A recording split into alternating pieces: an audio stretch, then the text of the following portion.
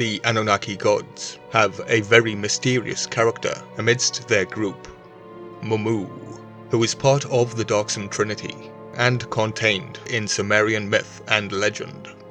Let us begin. MooMoo is a Mesopotamian deity. His name is an Akkadian loanword from Sumerian umun, which translates as main body, bulk, life-giving force, and knowledge.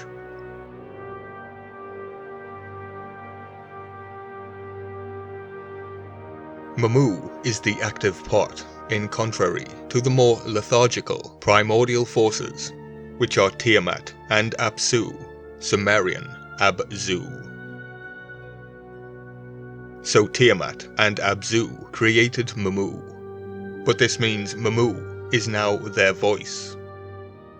As we have seen, Abzu was created by a priestly interpretation, which created a position that is filled by an unknown god. Apsû was originally Tiawath or Tuatha, but it is Tiamat and Abzu that give birth to MooMoo, the word, the logos. And priestly interpretation is nothing without the word, because bird is the word. It is the king priest, the writer himself, that brings forth belief in the words, the logos. In fact, I have a new name for the entity. I now call it Pantheon. But are Marduk and MooMoo one in the same? MooMoo appeared in the Babylonian creation myth, the Enuma Elish, as the vizier of the primeval gods, Apsû, the fresh water, and Tiamat, the salt water, and MooMoo is sometimes referred to as their son. Towards the middle of the Enuma Elish, Ea locks MooMoo and Apsu away. However, MooMoo is also one of the names given to Marduk, the ultimate victor over Tiamat. MooMoo is a craftsman, the personification of practical knowledge and technical skill.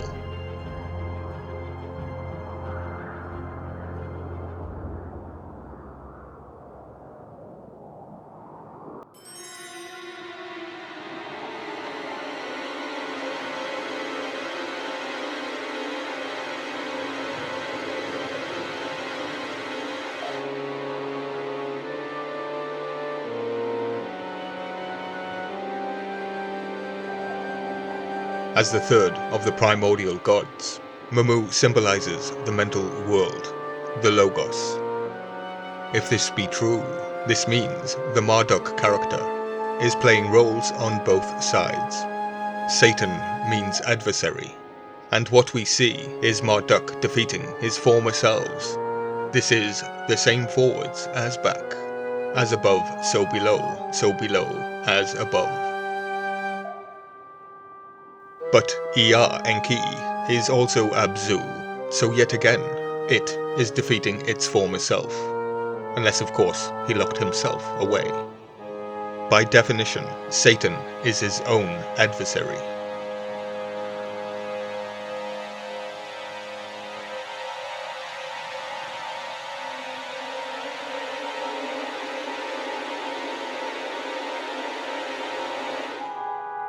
This is the Lord of Business. The only way to ensure victory is to play both sides of the coin, Alpha and Omega. The word MooMoo appears also in the Sumerian myth of Zu, where Imdugud, whose name is translated as Flashing Wind, steals the tablets of destiny, but in turn is defeated by Ninazu.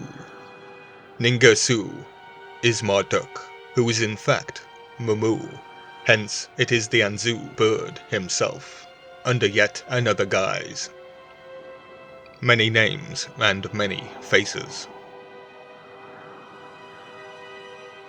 In their battle, an arrow in midair is ordered to return to its MooMoo, which in this case meant the shaft's return to the living reed from which it was cut, the guts return to the animal's rump, and finally the feathers to the bird's wings. Therefore, in a larger magnitude, MooMoo is de-transformation, the return to chaos, demanufacturing, which is the opposite of a creator god.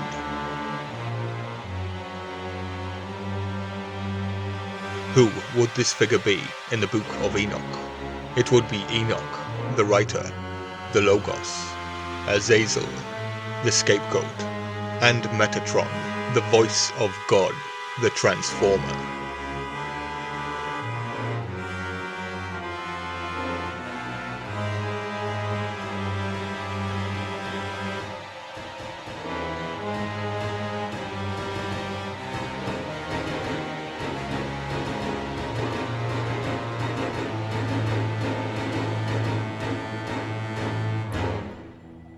The transformation is still transforming something. MooMoo, the Logos, the words, are possibly transforming our perception of reality using literature. The Logos, the word.